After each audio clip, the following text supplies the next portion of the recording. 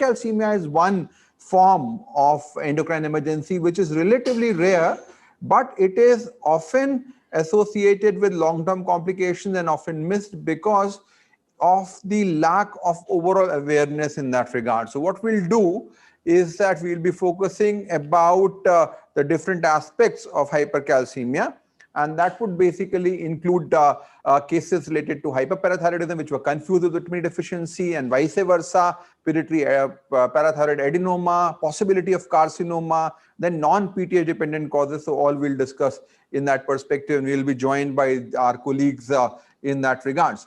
Now, all of you can go and have a look at our MediClasses Pediatric Endocrinology website, learning.growthsociety.in, which has got a lot of information about these aspects, as well as various courses which are available there. And we have recently launched our book, Advances in Pediatric Endocrinology.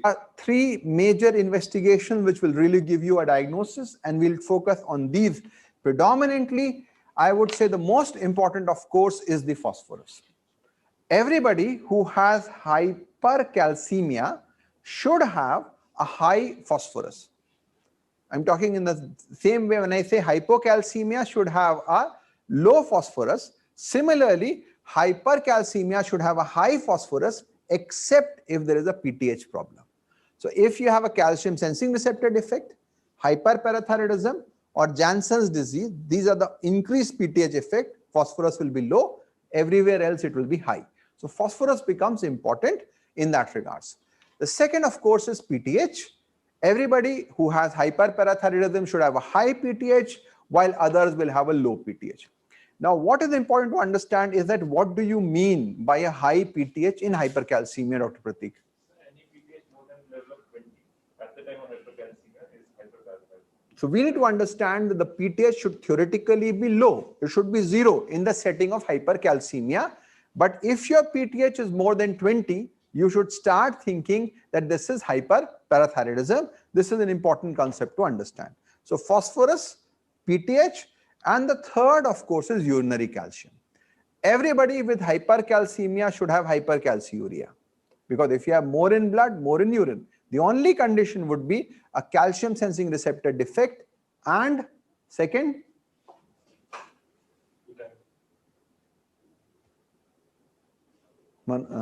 Naveen, thiazide diuretics, because they will cause falsely hypercalciuria, and that's why we'll talk about how urinary calcium become important to evaluate in that regards. So if you just look at phosphorus, PTH, and urinary calcium, your diagnosis is done. Vitamin D, of course, if you have a history, you can think of vitamin D, and calcitriol, if you're talking about the setting in which you have a vitamin D dependent cause, you have got a high phosphorus, but your 25 OHD is not high. Then you do calcitriol in that setting, and PTH is 0. So mainly these first three, phosphorus, PTH, and urinary calcium, will give you the diagnosis in most cases. That's what is most important. So now, as we discussed, there is a log linear relationship between calcium and PTH. As the calcium goes up, PTH goes down. So anybody who has got hypercalcemia with a PTH more than 20 is hyperparathyroidism. Less than 20 is PTH independent. But this is not absolute. You have to look at other picture as well. But this concept is important. So as for hyperinsulinism, any detectable insulin during hypoglycemia is significant. Any detectable PTH or PTH more than 20 is significant in hypercalcemia. Don't say, okay, PTH is 40, it cannot be hyperparathyroidism. No, that's not true. More than 20 is significant, and this is an important concept which has to be looked into in that regards. So now, before we go into cases, just to summarize, look at the PTH level. If the PTH level is below 20, we are talking about a PTH independent cause in that setting, then most likely vitamin D. So look at vitamin D. If it is high, it is vitamin D toxicity. If the vitamin D is normal, look at calcitriol. If the calcitriol is high, it means that there is something going wrong which is causing more production. Is it fatty necrosis? Is it sarcoidosis? We'll discuss about that. If that is also normal, then you're talking about some immobilization, hypophosphatasia, all those lytic lesions, they will become important, and then clinical picture will guide you. If your PTH is above 20, then you're dealing with hyperparathyroidism or a calcium sensing receptor defect. Now, hyperparathyroidism, the PTH will be very high, but sometimes it is difficult. So then you look at a fractional excretion of calcium. If the fractional excretion of calcium is more than 2%, this is clearly hyperparathyroidism. If it is 1 to 2%, it may be falsely low because of sign. Vitamin D deficiency and one more thing, thiazide level. So you look at vitamin D level. If vitamin D is normal, then you think of hyperparathyroidism. If vitamin D is low, you give a trial of calcium and vitamin D and see whether it increases. If it is increasing, you go more in favor of a hyperparathyroidism. If it is less than 1%, it is usually a calcium sensing receptor defect. But again, if vitamin D is normal, then that is confirmed. If vitamin D is low, it can still be a masked hyperparathyroidism. So what I'm trying to say is that the most important investigation is PTH. PTH low, vitamin D related, do 25 OHD and calcitriol. PTH high, look at urinary calcium. And based upon that and fractional excretion of calcium will decide whether it is a calcium sensing receptor defect versus a primary hyperparathyroidism. Management is absolutely different. For primary hyperparathyroidism, you have to do surgery. For hypocalciuria or in the form of a benign hypercalcemia, you don't need to do surgery. It is not going to cure in that perspective. Remember that vitamin D deficiency can play spoil sport and that can cause confusion in that setting. My case is 11-month-old girl, birth of non-contiguous marriage, presented with complaint of polyuria, with constipation with irritability. Calcium was done from outside, that was 50 milligram per deciliter. Patient having complaint of the constipation, passing of hard stool and frequency 6 to 7 times a day. Birth history is not significant. Birth weight is 2.7 kg. No history of NICU admission. So again, the key manifestations of hypercalcemia in this case are constipation and polyuria. Carry on. Patient is vitally stable. General examination normal. No dehydration. Developmentally normal by anthropometry. Patient is growing well. Birth weight is 2.7 kg. Now at 11-month age, weight is 7.5 kg. Length is pretty normal. Head circumference is normal. So there is no significant history of NICU stay. So no any family history of hypercalcemia. No any bony deformity. No any history of skin nodules or lymph node enlargement. No any history of chronic fever or rashes or any IV treatments. So when you talk about this age, if you talk about hypercalcemia, do you think parathyroid causes are likely at this age?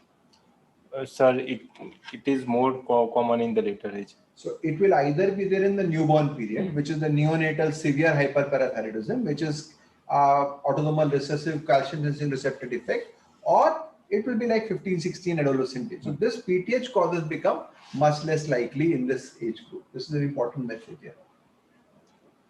So we did calcium. Calcium weighs 15.5 milligram.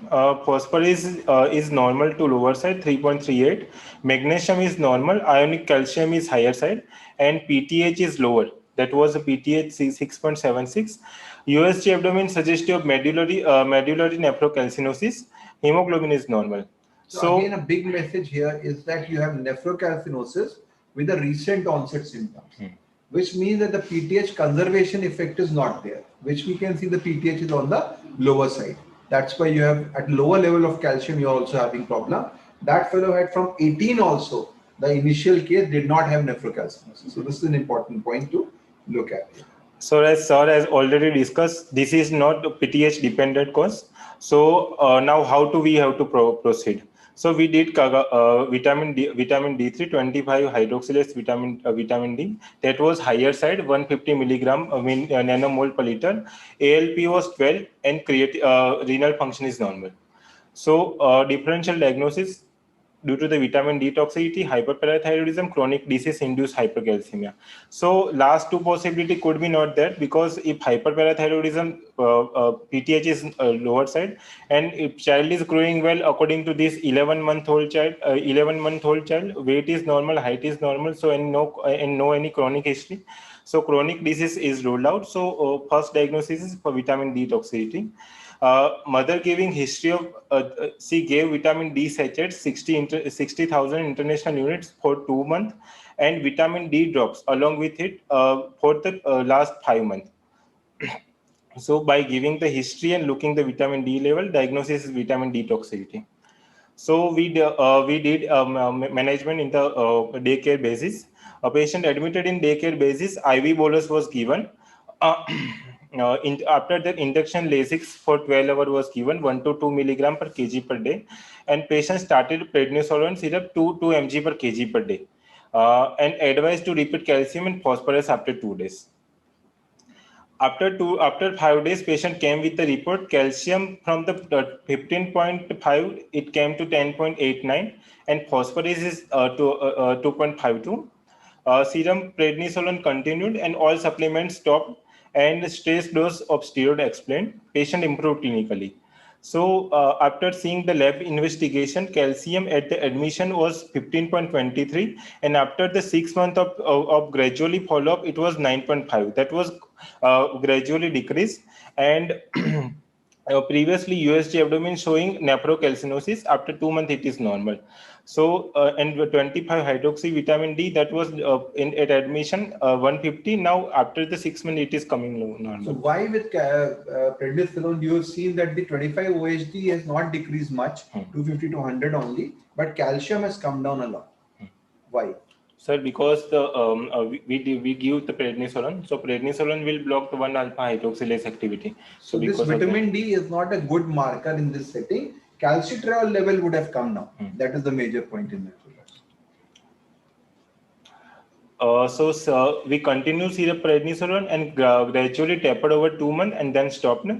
So vitamin D excess is most common cause of the hypercalcemia in childhood and infancy, and low PTH in absence of any bony features suggestive of vitamin D excess.